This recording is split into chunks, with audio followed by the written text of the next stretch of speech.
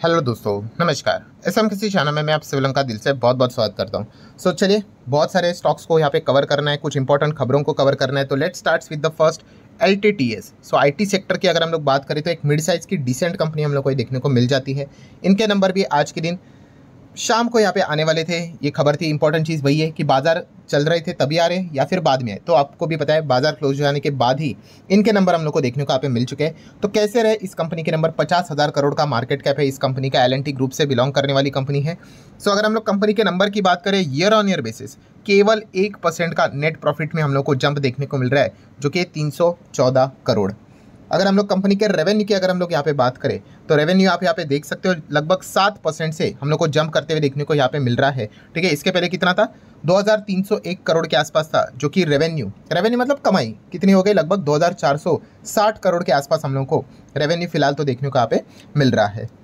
Definitely हम कह सकते हैं रेवेन्यू में 7% की जंप जरूर है, बट प्रॉफिटेबिलिटी की अगर हम लोग बात करें केवल 1% की जंप देखने को यहाँ पे मिल रही है। ठीक है, किसी ने तो ये कमेंट भी किया था बीच में, सर रेवेन्यू जितना बढ़ेगा उतना ही तो प्रॉफिट बढ़ेगा। अरे ऐसा कैसे भाई?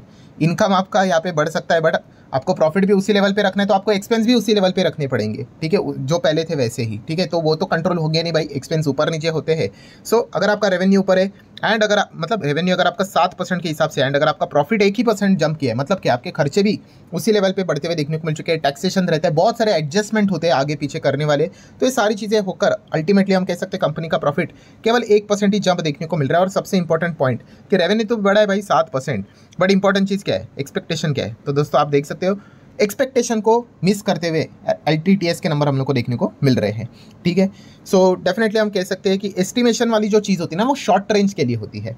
ठीक है, लॉन्ग रेंज का खेल अलग होता है। ठीक है, ये पॉइंट पता होना चाहिए आपको। मैंने इसके पहले भी ये बात बोल के रखी है, कौन सी? कि अगर आप कोई भी कंपनी जो है आज के दिन बहुत बड़ी बन चुकी है, मल्टीपैकर बन चुकी है, जिसका 10, 15, 20 साल का इतिहास है, तो आज तक वो कंपनी ऐसा नहीं है कि बस स्ट्रेट लाइन में ही ऊपर ऊपर ऊपर आई है, हर वक्त उसके नंबर अच्छे अच्छे आए करके। नहीं, कभी एस्टिमेट से खराब भी आएंगे, कभी अच्छे आएंगे, कभी बहुत अच्छे आएंगे, कभी बहुत खराब आएंगे। सबसे इंपॉर्टेंट चीज़ मैटर करती है भाई कंपनी का बिजनेस कैसा है। ठीक है, ये सबसे इंपॉर्टेंट चीज़ है। ये समझने के लिए आपको टाइम देना पड़ेगा मार्केट में। जो लोग कहते हैं कि सर बिजनेस को कैसे समझे, टाइम गुजारना पड़ेगा भाई। धीमे धीमे धीमे धीमे, ये स्लो प्रोसेस है। एकदम से आपको एक झटके में आप ये कहोगे कि जो आप सर अभी तक सीखे हुए हमें कुछ एक हफ्ते में सिखा दो करके, नहीं होने वाला है। उसके लिए टाइम ही लगेगा, आपको एक्सपीरियंस लेना ही पड़ेगा, तभी जाके आप सीख पाओगे। ठीक है भाई। LTTS के नंबर कैसे रहे? फ्लैटिश रहे, ओके रहे, बट एस्टिमेट को मिस करते हुए। पॉलीकैब इंडिया की बात करेंगे, एकदम दमदार कंपनी, एकदम शानदार कंपनी। बीच में यहाँ पे बस एक हम लोग को एक बट देखने को मिल गया, कौन सा? वो इनकम टैक्स डिपार्टमेंट में वो रेड कर दी। ठीक है, उसके बाद तो वो एक लटकती हुई तलवार है, आगे क्या हुआ किसी को कुछ भी नहीं पता। ऑफिशियली खबर बस इतनी है। उसके बाद अनऑफिशियली तो बहुत सारी चीज़ें बोली गई कि इन्होंने अपने सेल्स को कम दिखाया, कम दिखाएंगे तो कम प्रॉफिट आएगा, तो कम टैक्स देना पड़ेगा। ऐसे बहुत सारी चीज़ें रिपोर्ट के जरिए बोली गई। ठीक है, बट कंपनी ने खुद भी बता दिया भाई कि ऐसा तो ऑफिशियल खबर सिर्फ इतना ही है कि रेड हुई थी पैन इंडिया, इनके जितने भी हम लोगों को ऑफिसेज देखने को मिलते हैं, दैट्स इट। उसके आगे अभी तक कुछ भी नहीं हुआ है। ठीक है, अभी होगा नहीं होगा, क्या होगा डोंट नो। इससे रिलेटेड जब भी ऑफिशियल खबर आएंगी मैं आपको बता दूंगा। बट तब से लेकर अभी तक आप देख सकते हो बीच में एक जो डेंट गिरा था, ये देखो आराम से नजर आ जाता है भाई। उसके बाद आप देख सकते हैं स्टॉक वापस कम बैक करते हुए हम लोग को देखने को यहाँ पे मिल चुका है। तो अच्छी बात है, कंपनी तो अच्छी है, बढ़िया ही है। लाख करोड़ का मार्केट कैप अभी बनते हुए देखने को मिल चुका है। काफ़ी बार इसको यहाँ पे कवर भी किया है।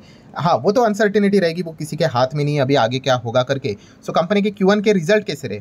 तो नेट प्रॉफिट मार्जिनली हम लोग को थोड़ा सा डाउन देखने को मिल गया। देखो प्रॉफिट तो कमाएंगे, बट थोड़ा सा कंपैरिजन की बात करें तो मार्जिनली थोड़ा सा छोटू सा गिरावट हम लोग को देखने को यहाँ पे मिल रहा है। एंड रेवेन्यू फ्रॉम ऑपरेशन की बात करें, कंपनी का मेन जो यहाँ पे इनकम होते हुए देखने को मिला है, रेवेन्यू होते हुए देखने को मिला है, तो एक साल पहले कितना था? 3,889 करोड़ था अप्रॉक्सीमेटली, जो कि इस वक्त काफ़ी अच्छा बढ़ा है। लगभग 4,700 करोड़ के आसपास जाते हुए देखने को मिला है। तो रेवेन्यू तो काफ़ी अच्छा यहाँ पे बढ़ते हुए देखने को मिल चुका है। बट प्रॉफिटेबिलिटी की बात करें तो वहाँ पे हम लोग को मार्जिनली गिरावट देखने को यहाँ पे मिल रही है। तो सबकी से इंपॉर्टेंट चीज़ क्या है? तो आप देख सकते हैं कि मार्जिनली 170 बेसिस पॉइंट हम लोग को मार्जिन थोड़े से नैरो होते हुए देखने को मिले। बट कंपनी का प्रॉफिट एंड रेवेन्यू की बात करें तो ये भी एस्टिमेट को मिस करते हुए देखने को मिल रहे हैं। हम कह सकते हैं कि भाई देखिए, ये प्लेयर बड़े प्लेयर होते हैं। ठीक है, विराट कोहली की बात कर ले, रोहित शर्मा की बात कर ले, पहले सचिन तेंदुलकर की बात कर ले। ये बड़े प्लेयर इसीलिए नहीं है कि हर मैच में सेंचुरी ठोकते थे करके, नहीं, इनका एवरेज परफॉर्मेंस अच्छा होता है। ये शब्द काफ़ी इंपॉर्टेंट है। मैंने काफ़ी बार आप लोगों को बोला है कि अगर आप भूल जाते हो तो आपकी दीवार के ऊपर छाप दो, टैटू करवा लो। कौन सी चीज़? कि एवरेज, जो भी शेयर बाजार में परफॉर्मेंस होता है उसका एवरेज के हिसाब से देखना होता है। और ये खुद बात वॉरेन बफे जी ने बोली है। ऐसा कभी नहीं होने वाला कि रोज बस प्रॉफिट ही प्रॉफिट, नोट ही छापते रहेंगे, नहीं। प्लस माइनस कभी 0 पे आउट होंगे, कभी फर्स्ट बॉल पे आउट हो जाएंगे, ठीक है, बट एवरेज देखना होता है। एवरेज परफॉर्मेंस क्या, अच्छा 55 का स्कोर है, अरे अच्छा प्लेयर है मतलब, तो उस हिसाब से देखना होता है भाई कंपनीज को भी, ठीक है। इस प्रकार की चीज़ें यहाँ पे चलती रहेगी। अगर मैं थोड़ा पीछे ही चले जाऊँ पॉलीकैप से related, maximum chart pattern open कर दूँ तो आप देख लेना यहाँ से यहाँ तक पहुँचा है कि नहीं, बट क्या हर वक्त पहुँचा है ऐसे हरी हरी हरी कैंडल स्टिक नहीं, बहुत ऊपर नीचे होते चला जाएगा। तो इसलिए कहता हूँ, जो गला फाड़ फाड़ के जो बोलता हूँ ना, जिसको बिजनेस समझ में आ गया ना उसको मेरी बातें समझ में आएगी, एंड जिसको बिजनेस से रिलेटेड कोई ताल्लुक नहीं है भाई, वो बोलेगा अरे यार मत पकाओ, वो क्या करेंगे, वो अभी तक मार्केट जैसे टॉप पे चल रहा है तब तक रहेंगे, जिस दिन बाजार आपकी परीक्षा लेगा उस दिन वो ब्लैकआउट हो जाएंगे, उनको समझ में नहीं आएगा कि क्या करना है करके, ठीक है भाई। आगे बढ़ेंगे भाई, एमटीएनएल से रिलेटेड बीएसएनएल की चर्चा होने लगी, तो एमटीएनएल फोकस में आ गया, जो बीएसएनएल की सब्सिडी है। देन उसके बाद एक खबर सामने आ गई, आपको पता ही है कि सरकार मतलब ऐसा रिपोर्ट के जरिए बोला जा रहा था कि सरकार क्या करेगी, एमटीएनएल के जो ऑपरेशन है वो बीएसएनएल में ट्रांसफर कर देंगे करके। एंड आज के दिन तो आप देख सकते हैं भाई यहाँ पे सीधा तो सर्किट ही लग गया 20% का। तो इस सर्किट के पीछे का रीजन क्या है, तो रीजन है दोस्तों हम कह सकते हैं गवर्नमेंट ही। सो गवर्नमेंट ने डिपॉजिट कर दिया 92 करोड़ टू पे बॉन्ड इंटरेस्ट, जो बचा हुआ था ड्यूज, वो उन्होंने यहाँ पे भर दिए इनसे इसमें।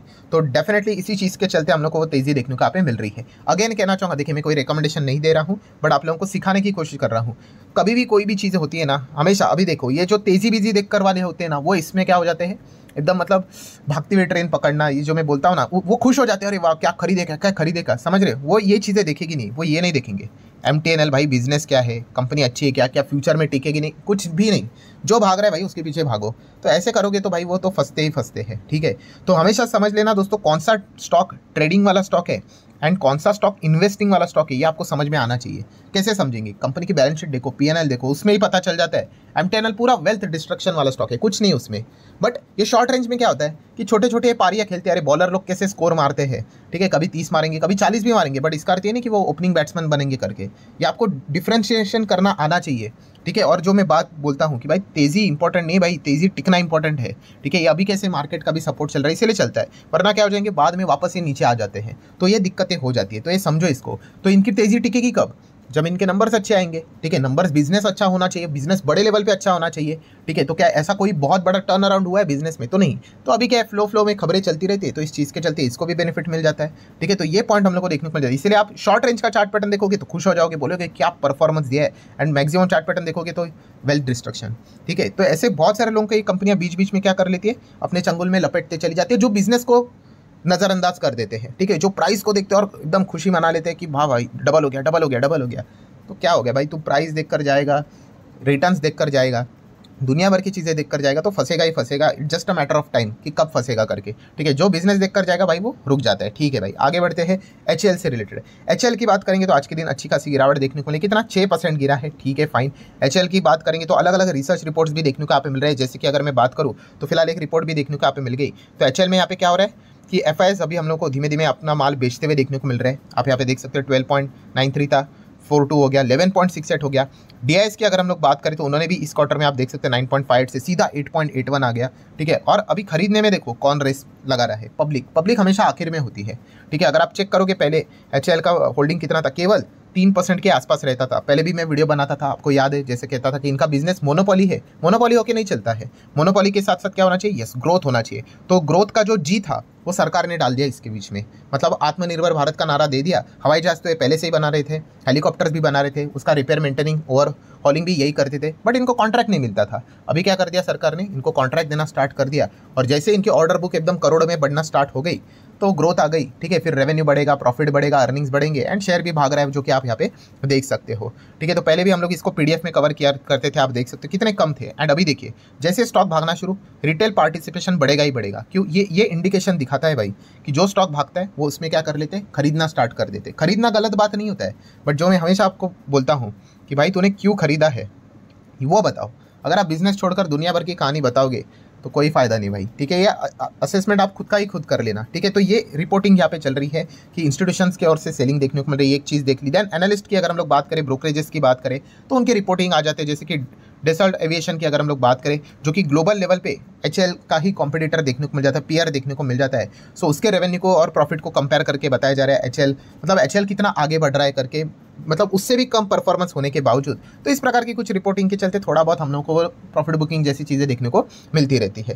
देन अगर हम लोग बात करेंगे दोस्तों तो इन्फोसिस के नंबर अभी हम लोगों ने देख ही लिए थे, गाइडेंस अच्छा यहाँ पे दिया है एंड खास करके जो एस्टिमेट जो था वो उन्होंने बीट किया था, तो अनुमान था ही कि एडीआर अच्छा करेगा, बट इतना अच्छा तो आप देख सकते हैं अभी मैं वीडियो बना रहा हूँ 7.5 का सीधा 8.8% तक इन्फोसिस भागते हुए देखने को मिला है। नो डाउट अभी भी रात तक ट्रेडिंग यहाँ पे जारी रहेगी, बट एक इंडिकेशन तो मिल चुका है भाई कि इन्फोसिस के जो नंबर थे, ठीक है, अब देख सकते हो कि इतने भी कोई सुपर डुपर नहीं थे, बट अनुमान से अच्छे थे, ठीक है। 10 रन भी नहीं मारेगा बोल रहे थे, जाके 30-40 तो ठोक के आ गया, ठीक है। तो वैसे ही कुछ परफॉर्मेंस हम लोग को आईटी स्टॉक्स में देखने को मिल रही है। हमेशा मार्केट में एक ना चीज़ मैंने ऑब्जर्व की है, जब आपके ऊपर एक्सपेक्टेशन हेवी रहते हैं ना, वो स्टॉक कितना भी अच्छा करे वो गिरता ही है, और जिससे कोई उम्मीद नहीं रहेगी ना, बोलेंगे अरे यार ये तो सेक्टर गया काम से, ठीक है, वहीं पे देखो अच्छा कमाल देखने को मिल जाता है, ठीक है, अच्छी बात है। देन विप्रो को भी अगर आप चेकआउट करोगे तो विप्रो भी देख सकते 3.5% रिफ्रेश कर लो, चेक कर लेते कोई चीज़ है, ये देखो 4.25% भागते हुए, ठीक है। तो ये चीज़ें हम लोग को एड ऑन होते हुए देखने को मिल रही है। विप्रो के भी नंबर देखने को यहाँ पे मिल जाएंगे। आ जाते हैं आखिरी स्टॉक के ऊपर जिसका नाम है इरेडा। सो इरेडा से रिलेटेड यस्टरडे हम लोगों ने एक खबर यहाँ पे देखी थी, कौन सी, नेपाल वाली खबर, ठीक है। अप्रूवल इनको यहाँ पे चाहिए था प्रोजेक्ट से रिलेटेड, वो अप्रूवल इनको यहाँ पे मिल गया है। हालांकि सरकार से रिलेटेड अप्रूवल अभी भी पेंडिंग है। सो 290 करोड़ वो अप्रॉक्सीमेटली इन्वेस्ट करेंगे through a special purpose vehicle, आप सभी लोगों को होता है, उसका निर्माण यहाँ पे किया जाएगा, ठीक है। कल इससे रिलेटेड ऑलरेडी चीज़ों को हम लोगों ने कवर किया था। सो ये खबर देखा गया तो आज के दिन इतना कुछ इम्पैक्ट इसके गिरावट में मतलब रोकने के लिए कोई मददगार साबित नहीं हुआ। आज के दिन भी 5.5% की गिरावट इरेडा के शेयर में देखने को मिल चुके हैं। टॉप लेवल से अगर हम लोग कैलकुलेट करें 310 से आप देख सकते हैं स्टॉक कितना जल्दी से 250 आ गया, ठीक है। गिरावट ऐसी ही होती है भाई, गिरावट ब्रूटल ही रहेगी, तेजी ऐसे ऐसे रहेगी, बोलते हैं ना कछुए की चाल, ऐसा धीमे धीमे करके गिरावट एकदम फटक से यहाँ पे हो जाती है, ठीक है। तो ये नॉर्मल चीज़ें हम लोग को देखने को यहाँ पे मिल रही है। खास करके हम कह सकते हैं गिरावट मतलब वो जो फिलिप कैपिटल्स की रिपोर्ट निकल कर आई थी, उन्होंने बोला लगभग 56, 58, 60% वॉटेवर, ठीक है, इतना गिर सकता है करके, बिकॉज इनका लोन ग्रोथ तो बढ़ते रहेगा बट प्रॉफिट ग्रोथ उस हिसाब से नहीं रहेगा, तो मार्जिन इनके आगे जाके काफ़ी ज़्यादा प्रेशराइज होने वाले हैं। इसको दिक्कत यहाँ पे इनको यहाँ पे होने वाली है। तो इसी चीज़ के बाद हम लोग को ये करेक्शन लगातार देखने को यहाँ पे मिल रहा है। अभी इरेडा की बात करें तो व्हाट नेक्स्ट में मैं जैसे मैंने आप लोगों को कहा है कि इनके लिए सबसे बड़ा अगर कोई अच्छा पॉइंट अगर निकल कर आ सकता है तो वो बजट में हो सकता है सेक्शन 54 ईसी का इंक्लूजन के चलते। अभी वो होगा नहीं होगा, यस 23 जुलाई को देखना पड़ेगा। सो ये एक उम्मीद रहेगी इरेडा वालों का। हाँ, बीच में कोई भी अनसर्टिनिटी वाली खबर आ सकती है भाई, ये प्रोजेक्ट मिला वो मिला करके, ठीक है, बट फिक्स इवेंट की बात करें तो 23 तारीख की अगर हम बात करें तो एक इंपॉर्टेंट इवेंट जरूर देखने को मिलेगा। ठीक है दोस्तों, जितने भी इंपॉर्टेंट पॉइंट्स थे सारे कवर कर लिए। वीडियो हेल्पफुल लगा होगा तो चाहो तो लाइक एंड शेयर कर सकते हैं। मिलते हैं नेक्स्ट वीडियो में, तब तक के लिए बाय बाय।